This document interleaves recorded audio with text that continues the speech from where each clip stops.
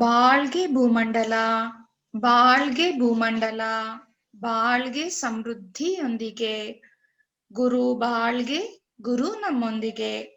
ಆತ್ಮೀಯ ಸ್ನೇಹಿತರೆ, ದೈವಿಕ ತಂದೆ ತತ್ವಜ್ಞಾನಿ ಗುರು ಯೋಗಿರಾಜ್ ವೇದಾದ್ರಿ ಮಹರ್ಷಿ ಅವರನ್ನು ವಂದಿಸಿ ನಮಿಸಿ, ದೈವಿಕ ಮಹಾಶಕ್ತಿಯ ಕರುಣೆ ಹಾಗೂ ದೈವಿಕ ತಂದೆ ಯೋಗಿರಾಜ್ ವೇದಾದ್ರಿ ಮಹರ್ಷಿ ಅವರ ಕೃಪೆ ಸದಾ ನಮ್ಮೊಂದಿಗೆ ಇರಲಿ.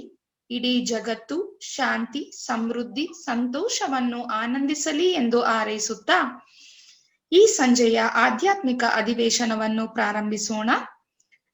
ವಿಶ್ವ ಸಮುದಾಯ ಸೇವಾ ಸಂಘ ಕರ್ನಾಟಕ ವಲಯ ಆಯೋಜಿಸಿರುವ ಈ ಆತ್ಮ ಸಂಗಮ ಕಾರ್ಯಕ್ರಮದಲ್ಲಿ ಭಾಗವಹಿಸುತ್ತಿರುವ ಎಲ್ಲ ಆತ್ಮ ಬಂಧುಗಳನ್ನು ಮನಪೂರ್ವಕವಾಗಿ ಸ್ವಾಗತಿಸುತ್ತೇನೆ. ನಮ್ಮ ಈ ದಿನದ ಉಪನ್ಯಾಸಕರಾಗಿ ವಿಶ್ವ ಸಮುದಾಯ ಸೇವಾ ಸಂಘದ ಸ್ಕೈ ಪ್ರಾಧ್ಯಾಪಕರಾದ ವಿಜಯಲಕ್ಷ್ಮಿ ಪದ್ಮನಾಭನ್ ಮೇಡಂ ರವರು ನಮ್ಮೊಂದಿಗೆ ಇದ್ದಾರೆ. ಅವರ ಒಂದು ಕಿರು ಪರಿಚಯ ನೀಡಲು ಇಚ್ಛಿಸುತ್ತೇನೆ. ಇವರು ಪಿಯುಸಿ ಅಧ್ಯಯನ ಮುಗಿಸಿದ್ದಾರೆ. ಇವರು ಗೃಹಿಣಿಯಾಗಿ ತಮ್ಮ ಕಾರ್ಯವನ್ನು ನಿರ್ವಹಿಸುತ್ತಾ 2003ರಲ್ಲಿ ಸ್ಕೈ ಯೋಗಕ್ಕೆ ಸೇರಿಕೊಂಡರು. ಸ್ಕೈ ಯೋಗ ಶಿಕ್ಷಣಕ್ಕೆ ಸಂಬಂಧಿಸಿದಂತೆ ಮಾನವನ ಮಹತ್ವಕ್ಕಾಗಿ ಯೋಗ ಎಂಬ ವಿಷಯದಲ್ಲಿ ಡಿಪ್ಲೊಮೊ ಮತ್ತು ಅಡ್ವಾನ್ಸ್ ಡಿಪ್ಲೊಮೊ ಪೂರ್ಣಗೊಳಿಸಿದ್ದಾರೆ. ಇವರು ಶಿವಾಜಿ ನಗರ್ ಸ್ಕೈ ಸಂಸ್ಥೆಯ ಭಾಷ್ಯಂ ನಗರ್ ಧ್ಯಾನ ಕೇಂದ್ರದಲ್ಲಿ ಈ ಆಧ್ಯಾತ್ಮಿಕ ವಿದ್ಯೆಯನ್ನು, ಸ್ಕೈ ಯೋಗದ ಅಭ್ಯಾಸಗಳನ್ನು ಎಲ್ಲಾ ಜನರಿಗೂ ಕಲಿಸುತ್ತಿದ್ದಾರೆ. ಇವರು 17 ವರ್ಷಗಳಿಂದ ಸ್ಕೈ ಯೋಗದಲ್ಲಿ ತಮ್ಮ ಸೇವೆಯನ್ನು ಸಲ್ಲಿಸುತ್ತಿದ್ದಾರೆ. ಸ್ನೇಹಿತರೆ, ಈಗ ವಿಶ್ವ ಸಮುದಾಯ ಸೇವಾ ಸಂಘ ಕರ್ನಾಟಕ ವಲಯದ ಪರವಾಗಿ ಹಾಗೂ ನಿಮ್ಮೆಲ್ಲರ ಪರವಾಗಿ ಸ್ಕೈ ಪ್ರಾಧ್ಯಾಪಕರಾದ ವಿಜಯಲಕ್ಷ್ಮಿ ಪದ್ಮನಾಭನ್ ಮೇಡಂ ರವರನ್ನು ಈ ದಿನದ ಕಾರ್ಯಕ್ರಮಕ್ಕೆ ಸ್ವಾಗತಿಸಿ ಈ ದಿನದ ಚಿಂತನೆ, ಕಲಿಕೆ, ಲರ್ನಿಂಗ್ ಎಂಬ ಶೀರ್ಷಿಕೆಯ ಬಗ್ಗೆ ಚಿಂತನೆಯನ್ನು ನೀಡುವಂತೆ ವಿನಂತಿಸಿಕೊಳ್ಳುತ್ತೇನೆ. ಬಾಳ್ಗೆ ಸಮೃದ್ಧಿಯೊಂದಿಗೆ ಮೇಡಂ. ಮೇಡಂ. ಬಾಳಿಗೆ ಭೂಮಂಡಲ, ಬಾಳಿಗೆ ಭೂಮಂಡಲ, ಬಾಳಿಗೆ ಸಮೃದ್ಧಿಯೊಂದಿಗೆ. ಕೇಳಿಸ್ತಾ ಇದೆಯಾ ಮೇಡಮ್ ಇವಾಗ? ಮೇಡಂ, ಸ್ಟಾರ್ಟ್ ಮಾಡಿ. ಅಪರಾಧಿ ಪಾಪಿ ಎಂದು ಯಾರು ಇಲ್ಲ ಜಗದಲ್ಲಿ, ಕೊರತೆಗಳಿಗೆ ಕಾರಣವೇ ಹಳೆಯ ಸಮಾಜ. ಕಲಿಯೋಣ ಹೊಸ ವಿದ್ಯೆ, ಅರಿವನ್ನು ಉತ್ಕೃಷ್ಟವಾಗಿಸಿ, ಕರ್ತವ್ಯಗಳನ್ನು ಚಿಂತಿಸಿ ಕಾರ್ಯ ಮಾಡಿ ಬಾಳೋಣ. ಇರುವ ಸಂಪತ್ತು ಶಾರೀರಿಕ ಶ್ರಮ, ಅರಿವು ಇವನ್ನು ಉಪಯೋಗಿಸಿ ಲೋಕಕ್ಕೆ ಸಹಾಯ ಮಾಡಿ ದೈವ ಸೇವೆಯಲ್ಲಿ ನಲಿಯೋಣ. ಅನ್ಯರನ್ನು ಎದುರು ನೋಡಿ ಕೈ ಚಾಚುವುದು ಬೇಡ, ಮಹನಿಧಿಯಾದ ದೈವವನ್ನು ಮನದಾಳದಲ್ಲಿ ಅರಸೋಣ. ನಿಧಿಯಾದ ದೈವವನ್ನು ಮನದಾಳದಲ್ಲಿ ಅರಸೋಣ. ಬಾಳಿಗೆ ಸಮೃದ್ಧಿಯೊಂದಿಗೆ.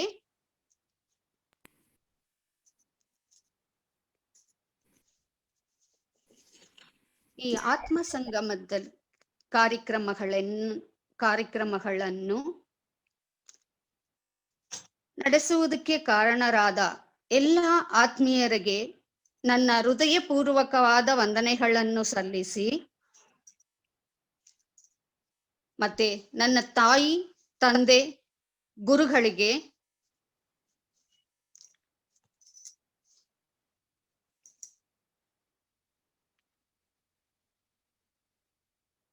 ಈ ಆತ್ಮಸಂಘದಲ್ಲಿ ಸೇರಿರುವ ನಿಮ್ಮ ಎಲ್ಲರಿಗೂ ನನ್ನ ನಮಸ್ಕಾರಗಳನ್ನು ತಿಳಿಸಿ ಬಾಳಿಗೆ ಸಮೃದ್ಧಿ ಎಂದು ನಿಮ್ಮ ಆಶೀರ್ವಾದಗಳನ್ನೆಲ್ಲ ಪಡೆದು ನನ್ನ ಕೆಲವು ಅನಿಸಿಕೆಗಳನ್ನು ನಿಮ್ಮ ಮುಂದಿಡುವುದಕ್ಕೆ ಇಚ್ಛೆ ಪಡುತ್ತೇನೆ.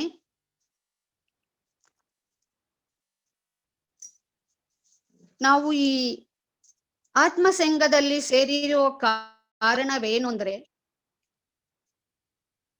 ದೈವ ನೆಲೆಯನ್ನು ಅರಿತು ಅದರ ಮುಕ್ತಿಯಲ್ಲಿ ಪಾಲ್ಗೊಳ್ಳೋದಕ್ಕೆ ನಾವೆಲ್ಲ ಇಲ್ಲಿ ಒಟ್ಟಿಗೆ ಸೇರಿದ್ದೀವಿ. ನನ್ನ ಟಾಪಿಕ್ ಏನಂದ್ರೆ ಕಲಿಕೆ ಅಂತ. ಈ ಕಲಿಕೆ ಅಂದ್ರೆ ಏನು?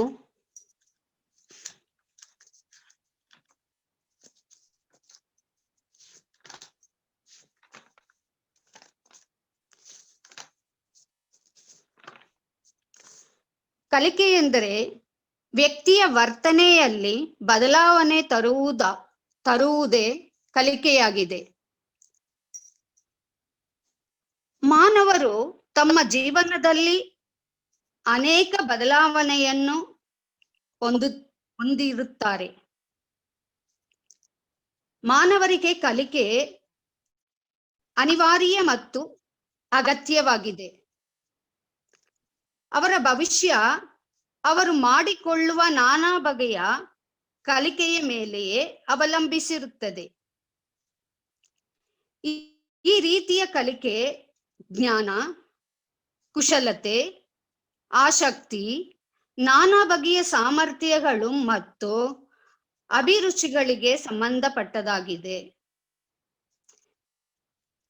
ವಿವಿಧ ಸಿದ್ಧಾಂತಗಳನ್ನು ಮಂಡಿಸಿರುವ ಮನೋವಿಜ್ಞಾನಿಗಳು ಬೇರೆ ಬೇರೆ ದೃಷ್ಟಿಕೋನಗಳಿಂದ ಕಲಿಕೆಯ ವ್ಯಾಖ್ಯ ನೀಡಲು ಪ್ರಯತ್ನಿಸುತ್ತಾರೆ. ಅದರಲ್ಲಿ ಕೆಲವು ವ್ಯಾಖ್ಯಾನಗಳನ್ನು ನಾವು ಇವಾಗ ನೋಡೋಣ. ಅನುಭವಗಳಿಂದ ವರ್ತನೆಯಲ್ಲಿ ಉಂಟಾಗುವ ಬದಲಾವಣೆಯೇ ಕಲಿಕೆ. ಅನುಭವಗಳೆಂದರೆ ಏನು? ನಾವು ಕಲಿಕೆಯಿಂದ ಪಡ್ಕೊಂಡಿರುವ ಅನುಭವಗಳನ್ನು ನಮ್ಮ ಬಾಳಿನಲ್ಲಿ ತೊಡಗಿಸಿಕೊಳ್ಳುವುದು. ತರಬೇತಿ ಮತ್ತು ಅಭ್ಯಾಸಗಳ ಮೂಲಕ ವರ್ತನೆಯ ಉಗಮ ಮತ್ತು ಮಾರ್ಪಾಟನ್ನು ಉಂಟು ಮಾಡುವ ಪ್ರತಿಕ್ರಿಯೆಯೇ ಕಲಿಕೆಯಾಗಿದೆ. ಒಬ್ಬ ವ್ಯಕ್ತಿಯು ವರ್ತನೆ, ಒಳನೋಟ, ಆಸಕ್ತಿ, ಚಿಂತನೆ ಇವುಗಳಲ್ಲಿ ಉಂಟಾಗುವ ಬದಲಾವಣೆಯೇ ಕಲಿಕೆಯಾಗುತ್ತದೆ. ನಮ್ಮಲ್ಲಿ ಉಂಟಾಗುವ ವರ್ತನೆಯಲ್ಲಿನ ಬದಲಾವಣೆಯಿಂದ ಸನ್ನಿವೇಶಗಳನ್ನು ಸೂಕ್ತ ರೀತಿಯಲ್ಲಿ ಎದುರಿಸುವುದೇ ಕಲಿಕೆಯಾಗಿದೆ. ಈ ಸನ್ನಿವೇಶದ ಅವಶ್ಯಕತೆಗಳನ್ನು ಪೂರೈಸಲು ವರ್ತನೆಯಲ್ಲಿ ಆಗುವ ಎಲ್ಲ ಮಾರ್ಪಾಡುಗಳನ್ನು ಕಲಿಕೆ ಎನ್ನುತ್ತಾರೆ.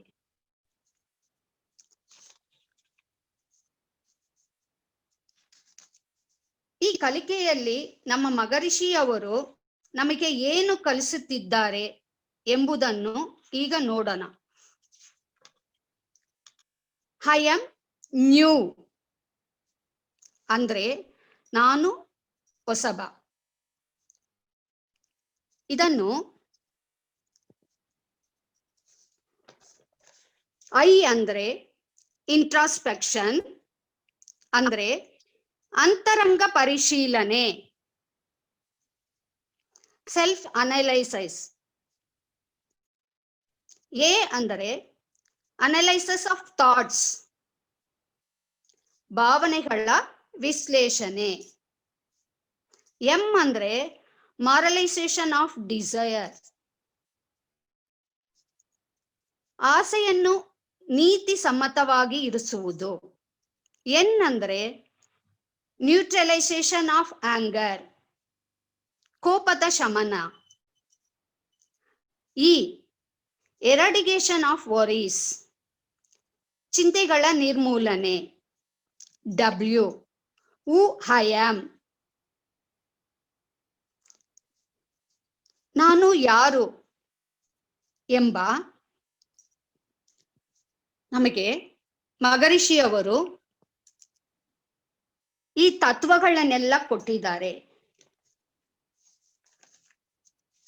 ಈ ತತ್ವಗಳಲ್ಲಿ ಅಂತರಂಗ ಪರಿಶೀಲನೆ ಎಂದರೆ ಏನು? ನಾವು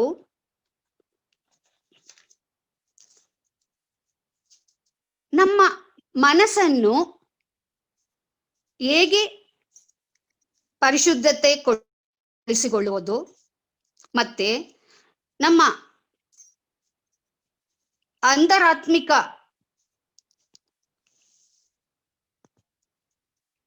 ಅಂತರ್ಮುಖವನ್ನು ನಮಗೂ ನಾವೇ ಸಾಕ್ಷಿ ಮಾತ್ರವಾಗಿ ಹೇಗೆ ನೋಡುವುದಕ್ಕೆ ಮನಸ್ಸು ಎಂತ ಸಮೃದ್ಧಿಯನ್ನು ಪಡೆಯಬೇಕು. ಇದಕ್ಕೆ ಒಂದು ಉದಾಹರಣೆಯನ್ನು ಕೊಡುತ್ತೇನೆ. ಈಗ ಒಂದು ಮನಸ್ಸನ್ನು ಮಂಕನಿಗೆ ಹೋಲಿಸ್ತಾರೆ. ಯಾಕೆಂದ್ರೆ ನಮ್ಮ ಮನಸ್ಸು ಒಂದು ಹತೋಟಿಯಲ್ಲಿ ಇರುವುದಿಲ್ಲ. ಆದ್ದರಿಂದ ಮಂಕ ಹೇಗೆ ಮರಕ್ಕೆ ಮರ ಆರುತ್ತದೋ ಆ ತರ ಮನಸ್ಸು ಇವಾಗ ಒಂದನ್ನು ನೆನೆಸುತ್ತದೆ, ತಿರ್ಗಾ ಇನ್ನೊಂದನ್ನು ನೆನೆಸಿಕೊಳ್ಳುತ್ತದೆ. ದೃಢ ಮನಸ್ಸಾಗಿ ಇರುವುದಕ್ಕೆ ನಮಗೆ ಆಗುವುದಿಲ್ಲ. ಅದಕ್ಕೆ ಒಂದು ಕತೆ ಇದೆ. ಎಷ್ಟು ಕಠಿಣ ಅನ್ನುವುದಕ್ಕೆ ಒಂದು ಕತೆ ಹೇಳ್ತೀನಿ. ಒಂದು ಮಂಕ ಇತ್ತಂತೆ. ಅದಕ್ಕೆ ಅದು ಏನು ಮಾಡ್ತು ಅಂದ್ರೆ ಎಂಡ ಕುಡಿದು ಬಿಡ್ತಂತೆ. ಎಂಡ ಕುಡಿದಿದ ತಕ್ಷಣ ಅದಕ್ಕೆ ಏನಾಗತ್ತೆ, ಇನ್ನು ಅದರ ಆಟ ಮೊದಲಾದಾಗಿಯೇ ಮಂಕನಿಗೆ ಆಟ ಜಾಸ್ತಿ. ಅದರಲ್ಲಿ ಎಂಡ ಕುಡಿಯೋ ಮಂಕ ಅಂದ್ರೆ ಇನ್ನು ಎಷ್ಟು ಅದಕ್ಕೆ ಆಟ ಜೋರಾಗಿರುತ್ತದೆ. ಆತರ ಮಂಕ ಕುಡಿದ ಎಂಡ ಕುಡಿದ ಮಂಕನನ್ನು ಚೇಳು ಕಚ್ಚಿಬಿಡ್ತಂತೆ. ಮನುಷ್ಯನಿಗೆ ಚೇಳು ಕಚ್ಚಿದ್ರೆ ಎಷ್ಟು ನಾವು ಸಂಚಲ ಪಡ್ತೀವಿ. ಆ ತರ ಮಂಕನಿಗೆ ಇನ್ನು ಚೇಳು ಕಚ್ಚಿದ್ರೆ ಹೇಗಿರುತ್ತೆ ಅಂತ ನೀವು ನೆನ್ಸ್ಕೊಳ್ಳಿ. ಹಾಗೆ ಆ ಚೇಳು ಕಚ್ಚಿದ ಮಂಕನನ್ನು ಪುನಃ ಒಂದು ಪಿಚಾಚಿ ಹಿಡ್ಕೊಳ್ತಂತೆ. ಅದರ ಆಟ ಹೇಗಿರುತ್ತೆ ಅಂತ ನೋಡ್ಕೊಳ್ಳಿ ನೀವು. ಪ್ರಕೃತಿಯಲ್ಲಿ ಮಾನವನ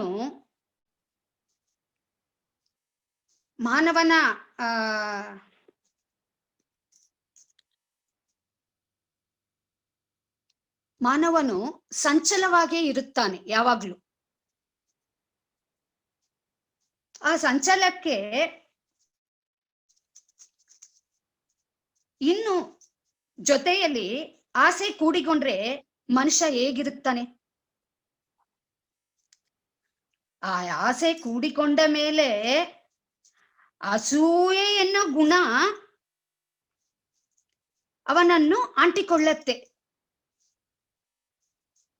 ಕಡೆಯದಾಗಿ ಗರ್ವ ಎನ್ನೋ ಪಿಚಾಚುನು ಹಿಡ್ಕೊಂಡ್ಬಿಟ್ರೆ ಅವನ ಅಂತರಾತ್ಮ ಹೇಗಿರುತ್ತೆ ಅಂತ ನಮಗೆ ಗೊತ್ತು.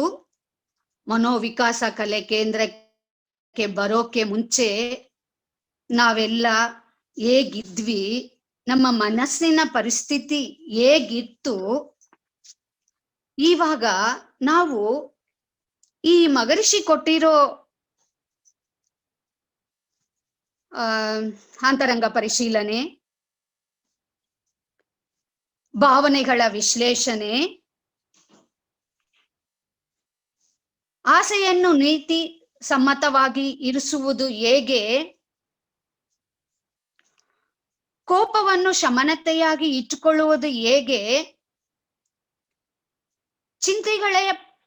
ಚಿಂತೆಗಳನ್ನು ನಿರ್ಮೂಲನೆ ಯಾವ ತರ ಮಾಡಬೇಕು ಇದರಿಂದೆಲ್ಲ ಕಲ್ಕೊಂಡು ಬಂದ್ಮೇಲೆ ನಾನು ಯಾರು ಎಂಬುದಕ್ಕೆ ಒಂದು ಉತ್ತರ ಸಿಕ್ಕತ್ತೆ.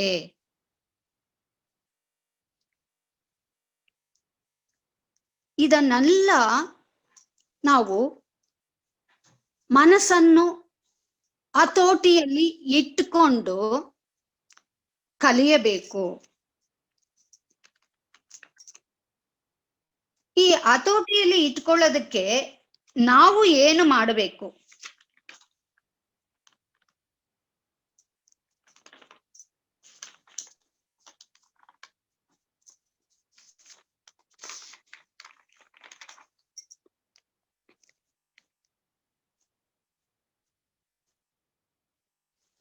ಈಗ ಒಬ್ಬ ವ್ಯಕ್ತಿ ಇರುತ್ತಾನೆ.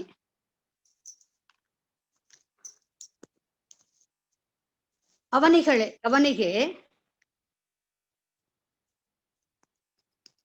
ಕೆಟ್ಟ ಭಾವನೆಗಳ ಮೂಲಕ ಅವನ ಬಾಳು ಹಾಳಾಗ್ತಾ ಹೋಗ್ತಾ ಇದೆ.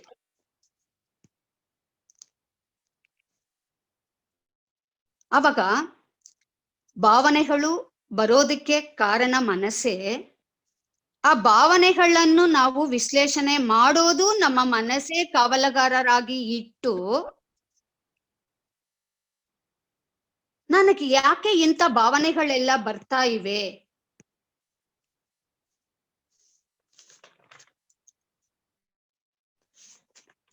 ನನ್ನ ಮನಸ್ಸಿ ಒಳಗಡೆ ಇರೋ ಅನಿಸಿಕೆಗಳಿಗೆ ಏನು ಕಾರಣ ಅಂತ ನೋಡುವಾಗ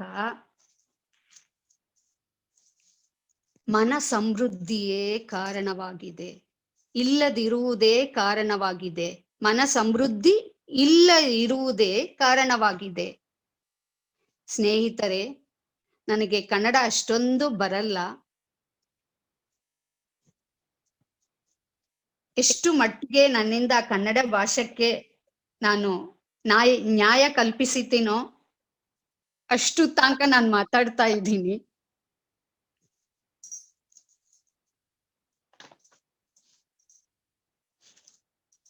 ಈ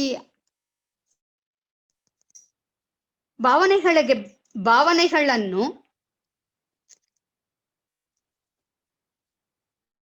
ನಕಾರಾತ್ಮಕ ಭಾವನೆಗಳನ್ನು ಹೇಗೆ ನಾವು ತೊಲಗಿಸಬೇಕು? ಆಗ ಪಾಸಿಟಿವ್ ಥಾಟ್ಸ್ ಅನ್ನು ನಾವು ನಮ್ಮ ಮನದಾಳದಲ್ಲಿ ಯಾವಾಗ್ಲೂ ತಿರ್ಗಾ ಪುನಃ ನಾವು ಆಗ್ತಾ ಇರಬೇಕು. ನನಗೆ ಈ ಕೆಟ್ಟ ಭಾವನೆಗಳು ಬರಬಾರದು.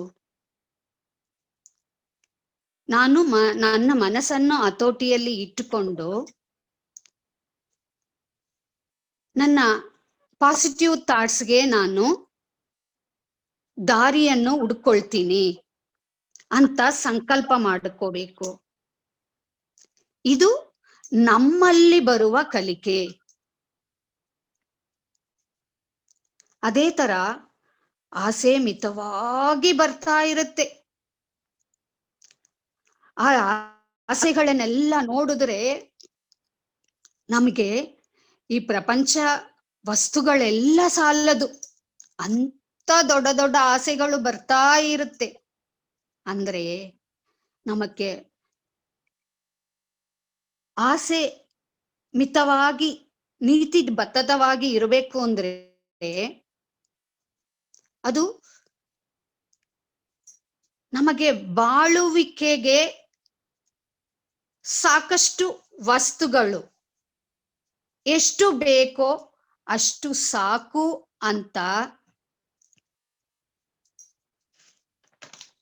ಮನಸ್ಸಲ್ಲಿ ಆ ಆಸೆಯನ್ನ ತಡೆಗಟ್ಟಬಾರದು. ಈ ತಡೆ ಕಟ್ಟಿದ್ರೆ ಇನ್ನೂ ಆಸೆ ಜಾಸ್ತಿ ಆಗತ್ತೆ. ಅದರಿಂದ ತಡೆಗಟ್ಟದೆ ನನಗೂ ಈ ಆಸೆ ನನ್ನ ಬಾಳಿಗೆ ಒಳ್ಳೆಯದನ್ನು ಮಾಡುತ್ತಾ ಅಂತ ಆಸೆ ಮಾತ್ರ ನನಗಿರಬೇಕು ಅಂತ ನಾವು ಸಂಕಲ್ಪ ಮಾಡಿಕೊಳ್ಳಬೇಕು. ಇದು ಆಸೆಯ ಕಲಿಕೆಯಾಗಿದೆ. ಅದೇ ತರ ಈ ಆಸೆ ಜಾಸ್ತಿ ಆಗೋವಾಗ ಆ ಆಸೆ ನೆರವೇರದೆ ಹೋದರೆ ಕೋಪ ಬರುತ್ತೆ. ಆ ಕೋಪವನ್ನು ಹೇಗೆ ಶಮನತೆ ಮಾಡಿಕೊಳ್ಳುವುದು? ಈ ಆಸೆ ನನಗೆ ಬೇಡ ಅಂತ ಸಂಕಲ್ಪ ಮಾಡ್ಕೊಂಡ ಮೇಲೆ ಮನಸ್ಸನ್ನ ಹತೋಟಿಯಲ್ಲಿ ಇಟ್ಟು, ಈ ಕೋಪ ಬರುವುದು ನನಗೆ ನನ್ನ ದೇಹಕ್ಕೆ ಒಳ್ಳೇದಲ್ಲ, ಕೋಪ ಬರುವುದರಿಂದ ನನ್ನ ದೇಹ ಚಲನೆಗಳೆಲ್ಲ ಹಾಳಾಗ್ತಾ ಇವೆ, ಅದರಿಂದ ನಾನು ಕೋಪವನ್ನು ತಡೆಗಟ್ಟುವುದಕ್ಕೆ ಆಗುವುದಿಲ್ಲ. ಅದರಿಂದ ಶಮನತೆ ಮಾಡಿಕೊಳ್ಳೋದಕ್ಕೆ ನನ್ನ ಮನಸ್ಸೇ ನನಗೆ ಕಾರಣವಾಗುತ್ತದೆ. ನಮ್ಮ ಮನಸ್ಸೇ ನಮಗೆ ಕಾರಣವಾಗುತ್ತದೆ. ಆ ಕೋಪವನ್ನು ಮಿತ ಮೀರಿದರೆ ನಮಗೆ ಯಾವುದು ಬರುತ್ತೆ? ಚಿಂತೆ. ಕೋಪದಿಂದ ಚಿಂತೆ ಬರುತ್ತೆ. ಚಿಂತೆ ಮಾಡೋದ್ರಿಂದ ಏನಾಗುತ್ತದೆ? ಯಾವುದಾದ್ರೂ ಒಳ್ಳೇದಿದೆಯಾ? ಈಗ ನನಗೆ ಒಂದು ದುಃಖ ಇದೆ, ಆ ದುಃಖದಿಂದ ನಾನು ಅಳ್ತಾ ಕೂತಿರ್ತೀನಿ, ಅದರಿಂದ ಏನಾದ್ರೂ ಫಲ ಸಿಕ್ಕತ್ತಾ? ಸಿಕ್ಕುವುದಕ್ಕೆ ಸಾಧ್ಯವೇ ಇಲ್ಲ. ಅಂತ ದುಃಖದಲ್ಲಿ ನಾನ್ ಯಾಕೆ ಮುಳುಗಿರಬೇಕು ಅಂತ ನಮ್ಮ ಮನಸ್ಸನ್ನು ನಾವು ಕೇಳಿಕೊಂಡರೆ ಆ ಚಿಂತೆ ನಿರ್ಮೂಲವಾಗುತ್ತದೆ.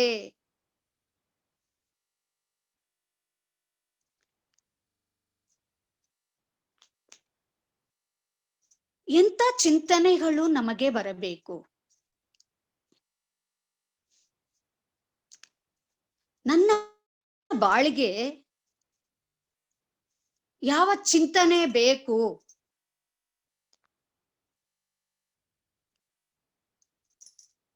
ಅದರಿಂದ ನನಗೆ ಏನು ಫಲ ಸಿಕ್ಕುವುದು? ನನಗೆ ಈ ಚಿಂತನೆ ಬಂದಿರೋದು ಉಪಯೋಗವಾಗಿದೆಯಾ ಎಂದು ಯೋಚಿಸಬೇಕು.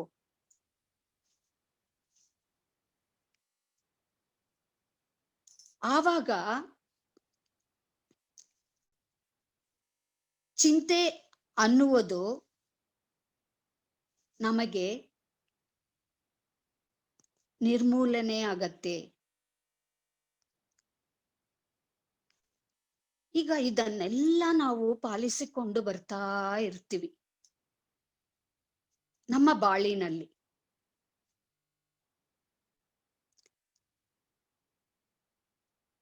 ಹೇಗೆ ಅಂದ್ರೆ,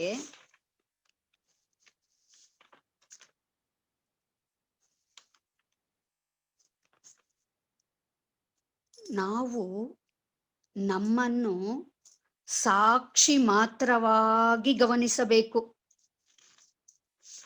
ಹೇಗೆ? ಇದಕ್ಕೆ ಇಂಗ್ಲಿಷ್ನಲ್ಲಿ ವಾಚ್ ಅಂತ ಹೇಳ್ತಾರೆ, ಗಮನಿಸು. ಯಾವುದನ್ನು ನಾವು ವಾಚ್ ಮಾಡಬೇಕು? ನಮ್ಮ ಮಾತುಗಳನ್ನು. ವರ್ಡ್ಸ್, ನಮ್ಮ ಮಾತುಗಳನ್ನು. ಅದಾದ್ಮೇಲೆ ಎ ಅನ್ನುವುದು ಆಕ್ಷನ್, ಕ್ರಿಯೆಗಳನ್ನು ವಾಚ್ ಮಾಡಬೇಕು, ಗಮನಿಸಬೇಕು. ಸ್ನೇಹಿತರೆ,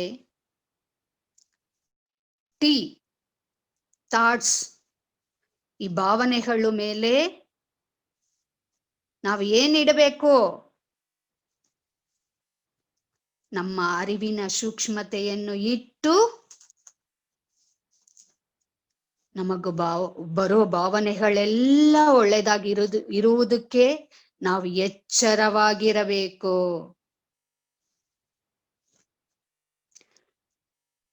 ಸಿ, ಕ್ಯಾರೆಕ್ಟರ್, ಸ್ವಭಾವಗಳು. ನಮ್ಮ ಮಾತು, ಕ್ರಿಯೆ, ಭಾವನೆ ಇವೆಲ್ಲ ಚೆನ್ನಾಗಿದ್ರೆ ನಮ್ಮ ಕ್ಯಾರೆಕ್ಟರ್ ಒಳಿತಾಗತ್ತೆ. ನಮ್ಮ ಕ್ಯಾರೆಕ್ಟರ್ ಒಳಿತಾದರೆ ಹೆಚ್ಚಿದೆಯಲ್ಲ, ಹಾರ್ಟ್, ಹೃದಯ. ಆ ಹೃದಯ ಇಲ್ಲದ ಮನುಷ್ಯ ಇದಾನ? ಎಲ್ಲರಿಗೂ ಏನಿದೆ? ಮಾನವರಿಗೆಲ್ಲರಿಗೂ ಹೃದಯ ಅನ್ನೋದಿದೆ. ಆ ಹೃದಯದಿಂದಲೇ ನಾವು ಜೀವಂತವಾಗಿದ್ದೀವಿ. ನಮ್ಗೆ ರಕ್ತ ಚಲನೆ ಇಲ್ಲ ಅಂದ್ರೆ ನಾವು ಹೇಗೆ ಜೀವಿಸ್ತೀವಿ? ಜೀವಿಸಕ್ಕೆ ಆಗಲ್ಲ. ಅಂತದ್ರಲ್ಲಿ ನಮ್ಮ ಹಾರ್ಟ್ ಅನ್ನು ನಾವು ಗಮನಿಸಬೇಕು. ಅದರ ಮಿಡಿತ ಹೇಗಿರಬೇಕು? ಮಿಡಿತ ಜಾಸ್ತಿ ಆದ್ರೆ ಹೈ BP, ಮಿಡಿತ ಕಮ್ಮಿ ಆದರೆ ಲೋ BP. ಶಮನತೆಯಾಗಿ ನೋಡ್ಕೋಬೇಕು. ಇದರಲ್ಲಿ ಎಚ್ಚರ ವಹಿಸಬೇಕು ನಾವು. ಈ ಎಚ್ಚರಕ್ಕೆಲ್ಲ ಕಾರಣ ನಮ್ಮ ಮನ ಸಮೃದ್ಧಿಯಾಗಿ ಇರಬೇಕು.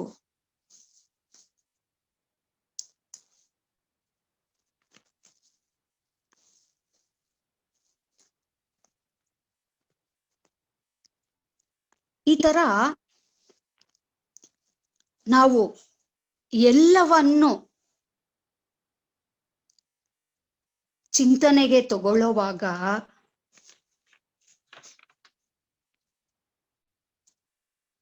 ಮಾನವ ಕುಲಕ್ಕೆ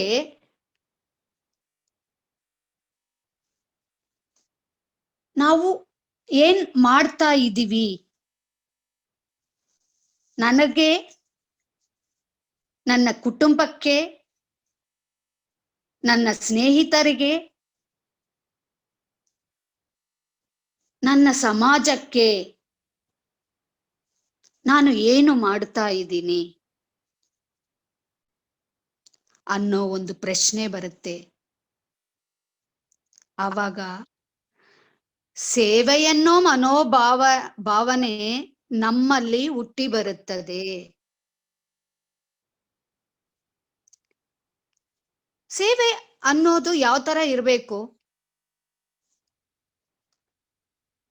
ಫಲ ನೋಡದೆ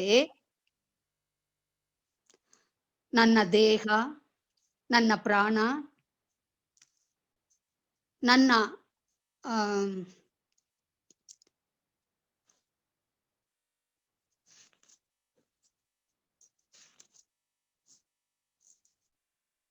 ಆತ್ಮ,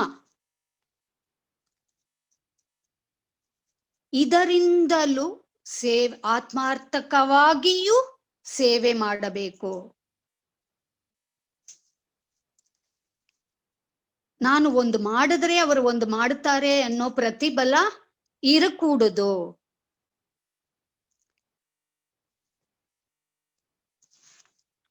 ಇದನ್ನೆಲ್ಲ ನಮ್ಮ ಮಹರ್ಷಿಯವರು ಹೇಗೆ ನಮಗೆ ಕಲಿಸುತ್ತಾರೆ ಅಂದ್ರೆ,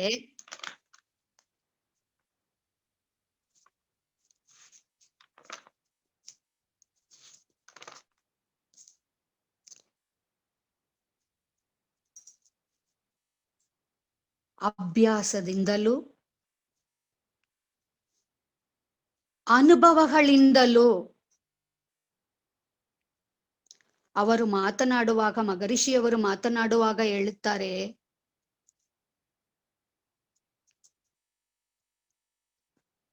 ನಿಮಗೆ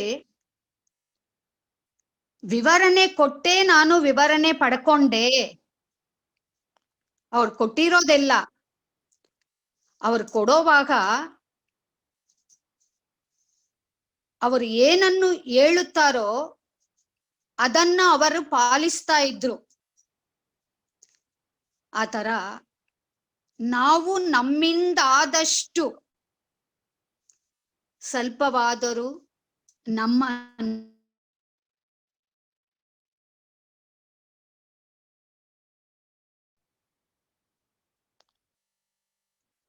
ಇದಕ್ಕೆ ಈ ಮಗರಿಷಿ ಕೊಟ್ಟಿರೋ ತತ್ವಗಳೆಲ್ಲ ನಮಗೆ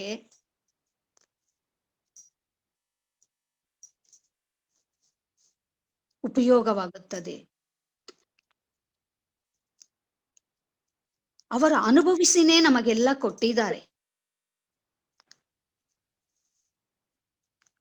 ಆ ಅನುಭವಗಳೇ ನಮಗೆ ಪಾಠವಾಗಿ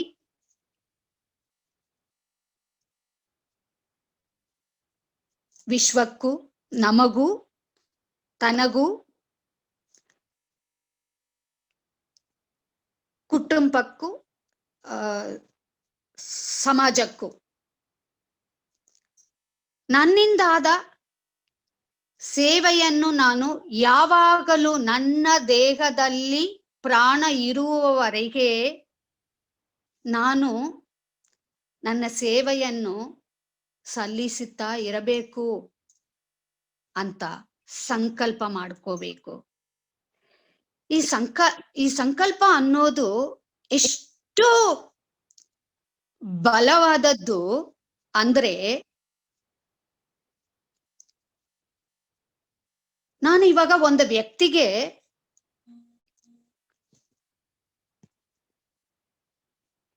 ನಾನು ಹೆಲ್ಪ್ ಮಾಡ್ಬೇಕು ಅಂತ ಅನ್ಕೊಳ್ತೀನಿ. ಬಟ್ ನನಗೆ ನನ್ನಲ್ಲಿ ಆ ವಸ್ತು ಇಲ್ಲ, ಅವ್ರಿಗೆ ಹೆಲ್ಪ್ ಆಗುವ ವಸ್ತು ನನ್ನಲ್ಲಿ ಇಲ್ಲ. ಇವಾಗ ನಾನು ಏನ್ ಮಾಡ್ಬೇಕು? ಅಯ್ಯೋ, ನನ್ನಿಂದ ಒದಗಿಸಿಕ್ ಆಗ್ಲಿಲ್ಲ ಅಂತ ನಾವು ಚಿಂತೆ ಪಟ್ರೆ ಆಗಲ್ಲ. ನಾನು ಇನ್ನೊಂದು ದಾರಿಯನ್ನ ಅವ್ರಿಗೆ ತೋರಿಸ್ಕೊಡ್ತೀನಿ. ಹೇಗೆ ಅಂದ್ರೆ, ಮಿತ್ರರೇ, ನನ್ನಲ್ಲಿ ಈ ವಸ್ತು ಇಲ್ಲ, ನೀವು ಇನ್ನೊಬ್ಬರನ್ನು ತೋರಿಸಿ ಈ ವಸ್ತು ಅಲ್ಲಿಗೆ ಹೋದ್ರೆ ಅವರ ಹತ್ರ ಖಂಡಿತ ಸಿಕ್ಕತ್ತೆ, ದಯವಿಟ್ಟು ನೀವು ಹೋಗಿ ಆ ವಸ್ತುವನ್ನ ಅವರ ಹತ್ರ ಪಡ್ಕೊಳ್ಳಿ ಅಂತ ನಾನು ಒಂದು ದಾರಿಯನ್ನು ತೋರಿಸ್ತೀನಿ.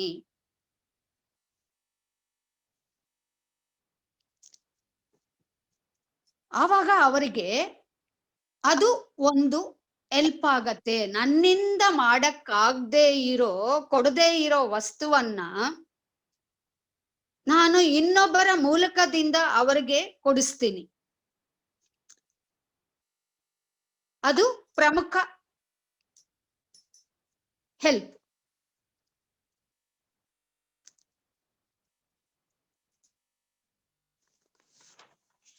ಮಗರಿಷಿಯವರು ಅದಕ್ಕೆ ಅವರು ನನಗೆ ಧನ್ಯವಾದಗಳನ್ನು ಹೇಳ್ತಾರೆ, ತುಂಬಾ ಥ್ಯಾಂಕ್ಸು ಅಂತ. ಬಟ್ ನನಗೆ ಆ ಅರ್ಹತೆ ಇದೆಯಾ?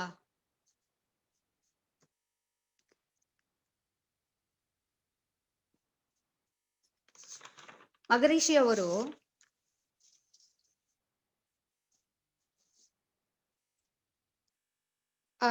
ಕೃತಜ್ಞತೆಗಳನ್ನು ಹೇಳೋದಕ್ಕೆ ಯಾರ್ಯಾರಿಗೆ ಹೇಳ್ತಾರೆ ಅಂತ ಹೇಳ್ತಾರೆ ಅವರು?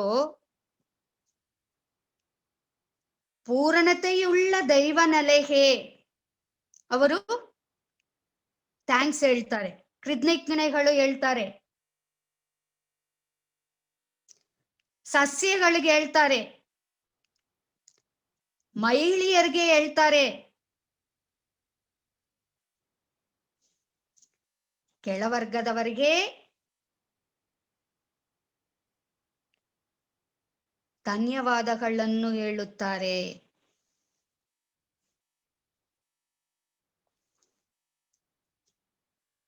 ಅಂದ್ರೆ ಇವರೆಲ್ಲ ಆ ಧನ್ಯವಾದಗಳನ್ನು ಪಡಕೊಳ್ಳಕ್ಕೆ ಯೋಗ್ಯರಾಗಿದ್ದಾರೆ.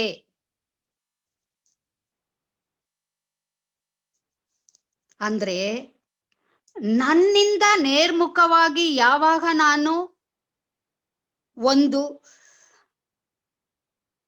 ಹೆಲ್ಪ್ ಅನ್ನು ಮಾಡ್ತೀನೋ, ಸಹಾಯವನ್ನು ಮಾಡ್ತೀನೋ, ಆವಾಗಲೇ ನನಗೆ ಆ ಧನ್ಯವಾದಗಳಿಗೆ ಅರ್ಥ ಏರ್ಪಡುವುದು. ಇನ್ನೊಬ್ಬರ ಮೂಲಕ ನಾನು ತೋರ್ಸ್ಕೊಡೋವಾಗ ನಾನು ಒಂದು ವಸ್ತು ಅಷ್ಟೇ, ಒಂದು ಕಾರಣರಾಗಿದ್ದೀನಿ ಅಷ್ಟೇ. ಆ ಕಾರಣಕ್ಕೆ ನನಗೆ ಪ್ರತಿಫಲ ಬೇಡ.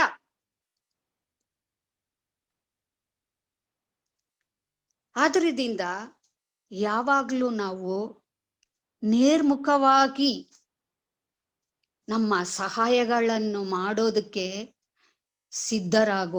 ಆಗಬೇಕು. ಇದನ್ನೆಲ್ಲ ನನಗೂ ನಾನು ಹೇಳಿಕೊಳ್ಳುತ್ತೇನೆ. ಹೇಳಿಕೊಂಡು ಬೇರೆಯವರಿಗೂ ಹೇಳ್ತಾ ಇದ್ದೀನಿ. ಅದನ್ನೆಲ್ಲ ನೀವು ಕಳಿಸ್ಕೊಳ್ತಾ ಇದ್ದೀರಾ. ಇವಾಗ ಇದನ್ನೆಲ್ಲ ಕೇಳಿಸಿಕೊಳ್ಳುವುದಕ್ಕೆ ನಿಮ್ಮ ಮನಸ್ಸು ಖಾಲಿಯಾಗಿರಬೇಕು. ಯಾಕೆಂದ್ರೆ ಇವಾಗ ಒಂದು ಲೋಟದಲ್ಲಿ ಕಾಫಿ ಇದೆ,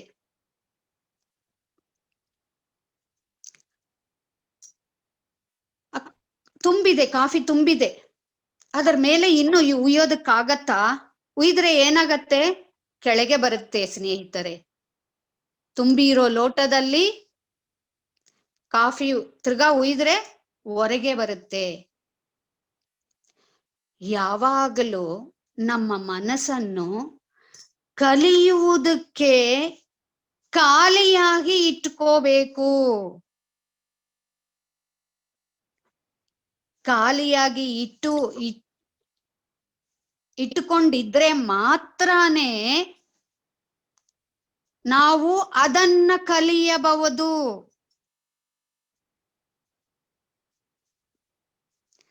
ಮೊದಲೇ ನನ್ನಲ್ಲಿ ತುಂಬಿದ್ರೆ ತಿರ್ಗಾ ಯಾರಾದ್ರೂ ಏನಾದ್ರೂ ಹೇಳಿದ್ರೆ ನಾನ್ ಕಲಿಯಕ್ಕಾಗತ್ತಾ? ಆಗುವುದಿಲ್ಲ. ಅದರಿಂದ ನನ್ನ ಮನಸ್ಸನ್ನು ನಾನು ಕಲಿಯೋದಕ್ಕೆ ಖಾಲಿಯಾಗಿ ಇಟ್ಕೋಬೇಕು ಅಂತ ಅನ್ಸ್ಕೊಳ್ತೀನಿ. ಈ ಎಜುಕೇಶನ್ ಅನ್ನೋದಕ್ಕೆ ಒಂದು ವಿವರಣೆ ಕೊಡ್ತೀನಿ. ಬಾಳ್ಗೆ ಸಮೃದ್ಧಿಯೊಂದಿಗೆ madam.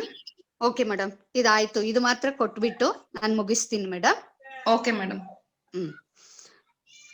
Enlightenment. E for enlightenment, Jnanodaya. D for dedication, ಸಮರ್ಪಣೆ. U for understanding, ತಿಳಿದುಕೊಳ್ಳುವುದು. C for curiosity, ಅದನ್ನು ತಿಳಿದುಕೊಳ್ಳುವ ಆಸೆ. ಯಾವುದರಲ್ಲಿ ಇರಬೇಕು ಕ್ಯೂರಿಯಾಸಿಟಿ? ಒಳ್ಳೆಯದನ್ನು ತಿಳ್ಕೊಳ್ಳೋದ್ರಲ್ಲಿ ಆಸೆ ಇರಬೇಕು. A for acceptance, ಸ್ವೀಕರಿಸುವುದು, ಒಪ್ಪಿಕೊಳ್ಳುವುದು. ಟಾಲರೆನ್ಸ್, ತಾಳ್ಮೆ. ಇಂಟೆಲಿಜೆನ್ಸ್, ಬುದ್ಧಿ ಸೂಕ್ಷ್ಮತೆ. ಆರ್ಗನೈಸೇಷನ್, ವ್ಯವಸ್ಥಿತ ಸಂಸ್ಥೆ. ಸಂಘ. ಇವಾಗ ನಾವು ಯಾವ ಆರ್ಗನೈಸೇಷನ್ ಅಲ್ಲಿ ಇದ್ದೀವಿ? ಆತ್ಮ ಸಂಗಮ ಎನ್ನುವ ವರ್ಲ್ಡ್ ಕಮ್ಯುನಿಟಿ ಆರ್ಗನೈಸೇಷನ್ ಅಲ್ಲಿ ನಾವು ಸೇವೆ ಮಾಡ್ತಾ ಇದ್ದೀವಿ. ನೊಬೆಲಿಟಿ, ಸುಜನೆ. ಇವೆಲ್ಲ ಈ ಎಜುಕೇಶನ್ ಅನ್ನು ವರ್ಡ್ ಒಳಗಡೆ ಎಲ್ಲ ತುಂಬಿದೆ. ಈಗ ಕೇಳಿ ಇದನ್ನೆಲ್ಲ ನಮ್ಮದಾಗಿಸಿಕೊಂಡು ಅದನ್ನ ದೃಢಪಡಿಸಿಕೊಂಡು ನಮ್ಮಲ್ಲಿ ದೃಢಪಡಿಸಿಕೊಂಡು ಇನ್ನೊಬ್ಬರಿಗೆ ಹೇಳುವುದಕ್ಕೆ ಕಲಿಯೋಣ. ಇನ್ಫಾರ್ಮೇಶನ್, ಕನ್ಫರ್ಮೇಶನ್, ಟ್ರಾನ್ಸ್ಫರ್ಮೇಶನ್ ಈ ಮೂಲಕ ನಮ್ಮ ಈ ಮಗರಿಷಿ ತತ್ವಗಳನ್ನು ನಾವು ಅರಿವುಪೂರ್ವಕವಾಗಿ ಕಲಿತು ನಮ್ಮಿಂದಾದ ಸಹಾಯವನ್ನು ಈ ಸಮಾಜಕ್ಕೆ, ಈ ಮಾನವ ಕುಲಕ್ಕೆ ಮಾಡೋಣ ಎಂದು ಈ ನನ್ನ ಮಾತುಗಳನ್ನು ಇಷ್ಟು ತನಕ ಕಿವಿ ಮತ್ತು ಮನಸ್ಸನ್ನು ಕೊಟ್ಟು ಕೇಳಿದ ನಿಮ್ಮ ಎಲ್ಲರಿಗೂ ಈ ಕಾರ್ಯಕ್ರಮಗಳಿಗೆ ಎಷ್ಟೊಂದು ಕಷ್ಟಪಟ್ಟು ಇವರೆಲ್ಲ ನಡೆಸ್ತಾ ಇದ್ದಾರೆ. ಅಷ್ಟು ಆತ್ಮಗಳಿಗೆ ನನ್ನ ಹೃದಯ ಪೂರ್ವಕವಾದ ವಂದನೆಗಳನ್ನು ಸಲ್ಲಿಸುತ್ತಾ ನನ್ನ ಈ 4 ಮಾತುಗಳನ್ನು ಮುಗಿಸ್ತಾ ಇದ್ದೀನಿ. ಬಾಳಿಗೆ ಸಮೃದ್ಧಿಯೊಂದಿಗೆ. ಬಾಳಿಗೆ ಸಮೃದ್ಧಿಯೊಂದಿಗೆ ಮೇಡಮ್. ಬಾಳ್ಗೆ ಸಮೃದ್ಧಿಯೊಂದಿಗೆ madam. Thank you very much madam. Thank you madam. ಈ ದಿನದ ಆಧ್ಯಾತ್ಮಿಕ ಚಿಂತನೆಯನ್ನು ನಡೆಸಿಕೊಟ್ಟ ಸ್ಕೈ ಪ್ರಾಧ್ಯಾಪಕರಿಗೆ ಧನ್ಯವಾದಗಳು. ಸ್ನೇಹಿತರೆ, ಈಗ ಪ್ರಶ್ನೋತ್ತರ ಸಮಯ. ಯಾರಿಗಾದ್ರೂ ಇವತ್ತಿನ ವಿಷಯದ ಬಗ್ಗೆ ಏನಾದ್ರೂ ಕೇಳೋದಿದ್ರೆ ರೇಸನ್ ಬಟನ್ ಕ್ಲಿಕ್ ಮಾಡಿ ಪ್ರಶ್ನೆಗಳನ್ನ ಕೇಳಿ. ನೀವು ಪ್ರಶ್ನೆಗಳನ್ನ ಕೇಳಕ್ ಮುಂಚೆ ಒಂದು ಪ್ರಮುಖವಾದ ಸೂಚನೆ ಸ್ನೇಹಿತರೆ. ವಿಶ್ವ ಸಮುದಾಯ ಸೇವಾ ಸಂಘ ವಿಷನ್ ಫಾರ್ ವಿಸ್ಡಮ್ ಆಳಿಯಾರಿಂದ ಆಯೋಜಿಸಿರುವ ಸ್ಕೈ ಯೋಗ ಆನ್ಲೈನ್ ಫೌಂಡೇಶನ್ ಕೋರ್ಸ್ ಈಗ ಕನ್ನಡ ಭಾಷೆಯಲ್ಲಿ ಲಭ್ಯವಿದೆ. ಇದು 2 ಬ್ಯಾಚ್ ಅಲ್ಲಿ ನಡೀತಾ ಇದೆ. ಬೆಳಿಗ್ಗೆ 6ರಿಂದ 7:30, ಸಂಜೆ 7ರಿಂದ 8:30. ಕೊರೋನಾ ಎಂಬ ಸಾಂಕ್ರಾಮಿಕ ಕಾಲದಲ್ಲಿ ಮಾನಸಿಕವಾಗಿ ಬಹಳ ನೊಂದಿರುವವರಿಗೆ, ಆರೋಗ್ಯ ಸಮಸ್ಯೆಗಳಿರುವವರಿಗೆ ಮತ್ತು ಧ್ಯಾನ ಕೇಂದ್ರಕ್ಕೆ, ಬಹಳ ಮುಖ್ಯವಾಗಿ ಸ್ನೇಹಿತರೆ, ಧ್ಯಾನ ಕೇಂದ್ರಕ್ಕೆ ದಿನನಿತ್ಯ ಬರಲು ಸಾಧ್ಯವಾಗದಿರುವವರಿಗೆ ತಮ್ಮ ಮನೋಶಕ್ತಿಯನ್ನು ಹಾಗೂ ರೋಗ ನಿರೋಧಕ ಶಕ್ತಿಯನ್ನು ಹೆಚ್ಚಿಸಿಕೊಳ್ಳಲು ಈ ಸ್ಕೈ ಯೋಗದ ಫೌಂಡೇಶನ್ ಕೋರ್ಸ್ ಆನ್ಲೈನ್ ನಲ್ಲಿ ನಿಮ್ಮ ಮನೆಯಿಂದಲೇ ಕಲಿಯಲು ಒಂದು ಅತ್ಯುತ್ತಮ ಅವಕಾಶ ಸ್ನೇಹಿತರೆ.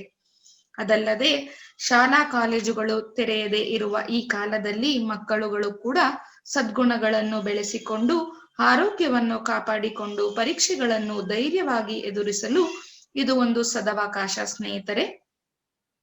ವಿಷನ್ ಫಾರ್ ವಿಸ್ಡಮ್ ರವರು ವಿದ್ಯಾರ್ಥಿಗಳಿಗಾಗಿ ಈ ಆನ್ಲೈನ್ ಫೌಂಡೇಶನ್ ಕೋರ್ಸ್ ಅನ್ನು ಕಡಿಮೆ ದರದಲ್ಲಿ ನಡೆಸುತ್ತಿದ್ದಾರೆ. ಇದಲ್ಲದೆ ಆರೋಗ್ಯವಾಗಿರುವವರು ಕೂಡ ರೋಗಮುಕ್ತ ಜೀವನವನ್ನು ಪಡೆಯಲು ಈ ಅಭ್ಯಾಸಗಳು ಬಹಳ ಉಪಯುಕ್ತವಾಗಿರುತ್ತದೆ ಸ್ನೇಹಿತರೆ. ಆದ್ದರಿಂದ ಸ್ಕೈ ಯೋಗದ ಅಭ್ಯಾಸಗಳನ್ನು ಕಲಿಯಲು ನಿಮ್ಮ ಎಲ್ಲ ಸ್ನೇಹಿತರು, ಸಂಬಂಧಿಕರು ಮತ್ತು ನೆರೆಹೊರೆಯವರನ್ನು ಪ್ರೋತ್ಸಾಹಿಸಿ ದೈವದ ಮತ್ತು ಗುರುಗಳ ಕೃಪೆಗೆ ಪಾತ್ರರಾಗುವಂತೆ ವಿಶ್ವ ಸಮುದಾಯ ಸೇವಾ ಸಂಘ ಕರ್ನಾಟಕ ವಲಯದ ಪರವಾಗಿ ವಿನಂತಿಸಿಕೊಳ್ಳುತ್ತೇನೆ ಸ್ನೇಹಿತರೆ. ಈ ಸ್ಕೈ ಯೋಗ ಆನ್ಲೈನ್ ಫೌಂಡೇಶನ್ ಕೋರ್ಸ್ಗಳನ್ನು ಕಲಿಯಲು ಆಸಕ್ತಿ ಉಳ್ಳವರು www.kundaliniyoga.edu.in ಎಂಬ ವೆಬ್ಸೈಟ್ಗೆ ಭೇಟಿ ನೀಡಿ ತಮ್ಮ ಹೆಸರನ್ನು ನೋಂದಾಯಿಸಿಕೊಳ್ಳಬೇಕಾಗಿ ವಿನಂತಿ. ಧನ್ಯವಾದಗಳು ಸ್ನೇಹಿತರೆ. ಬಾಳ್ಗೆ ಸಮೃದ್ಧಿಯೊಂದಿಗೆ. ಯಾರಿಗಾದ್ರೂ ಪ್ರಶ್ನೆಗಳು ಕೇಳೋದಿದ್ರೆ ರೇಸನ್ ಬಟನ್ ಕ್ಲಿಕ್ ಮಾಡಿ ಪ್ರಶ್ನೆಗಳನ್ನ ಕೇಳ್ಬೋದು. ಮೇಡಮ್, ಯಾರು ಹ್ಯಾಂಡ್ಸ್ ರೇಸ್ ಮಾಡಿಲ್ಲ. ಮುಗಿಸ್ಕೊಳ್ಳೋಣ madam. Thank you so much. Okay madam. ಬಾಳಿಗೆ ಸಮೃದ್ಧಿಯೊಂದಿಗೆ ಮೇಡಮ್. ಬಾಳ್ಗೆ ಸಮೃದ್ಧಿಯೊಂದಿಗೆ. ಸ್ನೇಹಿತರೆ, ಈ ದಿನದ ಒಂದು ಒಳ್ಳೆಯ ಚಿಂತನೆಯನ್ನು ನಡೆಸಿಕೊಟ್ಟ ಸ್ಕೈ ಪ್ರಾಧ್ಯಾಪಕರಿಗೆ ಧನ್ಯವಾದ ಹೇಳುವ ಸಮಯ. ಮನಸ್ಸನ್ನು ಎಲ್ಲರೂ ತುರಿಯಮಲ್ಲಿ ಕೇಂದ್ರೀಕರಿಸಿ ಅವರನ್ನು ಹಾರೈಸೋಣ. ಸ್ಕೈ ಪ್ರಾಧ್ಯಾಪಕರಾದ ವಿಜಯಲಕ್ಷ್ಮಿ ಪದ್ಮನಾಭನ್ ಮೇಡಮ್ ರವರು ಮತ್ತು ಅವರ ಕುಟುಂಬ ಬಾಳ್ಗೆ ಸಮೃದ್ಧಿಯೊಂದಿಗೆ, ಅವರ ದೇಹ ಆರೋಗ್ಯ ಬಾಳ್ಗೆ ಸಮೃದ್ಧಿಯೊಂದಿಗೆ, ಅವರ ಆಧ್ಯಾತ್ಮಿಕ ಸೇವೆ ಹೀಗೆ ನಿರಂತರವಾಗಿ ನಡೆಯಲಿ ಅಂತ ಹಾರೈಸೋಣ. ಬಾಳ್ಗೆ ಸಮೃದ್ಧಿಯೊಂದಿಗೆ. ಸ್ನೇಹಿತರೆ, ನಾಳಿನ ಆತ್ಮ ಸಂಗಮ ಕಾರ್ಯಕ್ರಮಗಳ ವಿವರಗಳು ಹೀಗಿವೆ. ನಾಳೆ ಬೆಳಿಗ್ಗೆ 5:45ಕ್ಕೆ ತುರಿಯಾತೀತ ಧ್ಯಾನ, 6:20ಕ್ಕೆ ಕಾಯಕಲ್ಪ ಮತ್ತು ದೇಹಾಭ್ಯಾಸ. ನಾಳೆ ಮಧ್ಯಾಹ್ನ 2 ಗಂಟೆಗೆ ತಮಿಳಿನಲ್ಲಿ ತುರಿಯಂ ಧ್ಯಾನ, 2:30ಕ್ಕೆ ವೇ ಟು ಕಂಟ್ರೋಲ್ 5 ಸೆನ್ಸಸ್ ಎಂಬ ಚಿಂತನೆಯನ್ನು ನೀಡಲಿದ್ದಾರೆ ಸ್ಕೈ ಪ್ರಾಧ್ಯಾಪಕರಾದ ಸೆಲ್ವಿ ಮೇಡಮ್ ರವರು.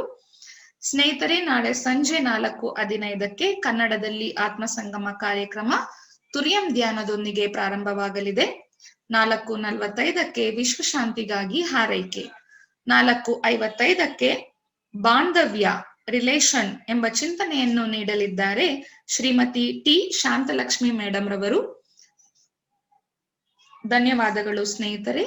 ಬಾಳ್ಗೆ ಭೂಮಂಡಲ, ಬಾಳ್ಗೆ ಭೂಮಂಡಲ, ಬಾಳ್ಗೆ ಸಮೃದ್ಧಿಯೊಂದಿಗೆ. ಈ ಆತ್ಮ ಸಂಗಮ ಕಾರ್ಯಕ್ರಮದಲ್ಲಿ ಭಾಗವಹಿಸಿದ ಎಲ್ಲ ಯೋಗ ಬಂಧುಗಳನ್ನು ವಿಶ್ವ ಸಮುದಾಯ ಸೇವಾ ಸಂಘ ಕರ್ನಾಟಕ ವಲಯದ ಪರವಾಗಿ ವಂದನೆಗಳನ್ನು ಸಲ್ಲಿಸುತ್ತೇನೆ. ಈ ಕಾರ್ಯಕ್ರಮ ನಡೆಯಲು ಸಹಕಾರ ನೀಡಿರುವ ವಿಶ್ವ ಸಮುದಾಯ ಸೇವಾ ಸಂಘ ಕರ್ನಾಟಕ ವಲಯಕ್ಕೆ ಸೇರಿರುವ ಎಲ್ಲಾ ಸ್ಕೈ ಸಂಸ್ಥೆಯ ಅಧ್ಯಕ್ಷರಿಗೂ ಹಾಗೂ ಪದಾಧಿಕಾರಿಗಳಿಗೂ ಧನ್ಯವಾದಗಳು. ಕರ್ನಾಟಕದಲ್ಲಿ ಇರುವ ಎಲ್ಲಾ ಧ್ಯಾನ ಕೇಂದ್ರಗಳಲ್ಲಿ ಸೇವೆ ಸಲ್ಲಿಸ್ತಾ ಇರೋ ಎಲ್ಲಾ ಮಾಸ್ಟರ್ಸ್ ಹಾಗೂ ಪ್ರೊಫೆಸರ್ಸ್ಗಳಿಗೂ ವಂದನೆಗಳು.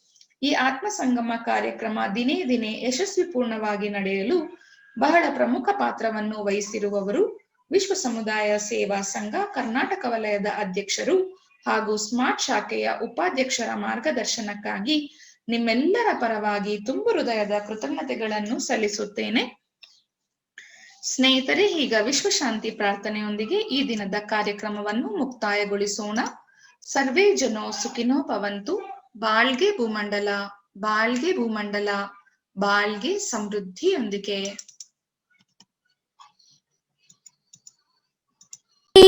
ಮಳೆ ಸಾಕಷ್ಟು ಸುರಿಯಲಿ, ರೈತರೆಲ್ಲ ಧಾನ್ಯವನ್ನು ಹುಮ್ಮಸ್ಸಿನಿಂದ ಬೆಳೆಯಲಿ, ಹಲವು ಉದ್ಯೋಗಗಳ ಮಾಡುತ್ತಿರುವ ಕಾರ್ಮಿಕರು ಉನ್ನತಿಯಾಗಲಿ, ವಿವಿಧತೆಯಲ್ಲಿ ಏಕತೆ ಕಾಣುವ ಸಂಸ್ಕೃತಿಯನ್ನು ಉತ್ತಮವಾಗಿಸಲಿ, ಕಲಹಗಳು ಪೈಪೋಟಿ ಹಗೆತನ ಮೀರಿದ ಆಡಳಿತ ನಡೆಯಲಿ, ಅನಕ್ಷರತೆ ಸಾಲ ಬಡತನ ಕಳಂಕಗಳು ಮರೆಯಾಗಲಿ, ಸುಖ ಬಾಳನ್ನು ನೀಡುವ ಸತ್ಯ ಜ್ಞಾನ ಜ್ಯೋತಿ ಬೀರಲಿ. ನಮ್ಮ ಕರ್ತವ್ಯ ಧಾರ್ಮಿಕ ಬಾಳ್ವೆಯ ಗುರಿಯನ್ನೇ ಉತ್ತಮವಾಗಿಸಲಿ, ನಮ್ಮ ಕರ್ತವ್ಯ ಧಾರ್ಮಿಕ ಬಾಳ್ವೆಯ ಗುರಿಯನ್ನೇ ಉತ್ತಮವಾಗಿಸಲಿ, ನಮ್ಮ ಕರ್ತವ್ಯ ಧಾರ್ಮಿಕ ಬಾಳ್ವೆಯ ಗುರಿಯನ್ನೇ ಉತ್ತಮವಾಗಿಸಲಿ.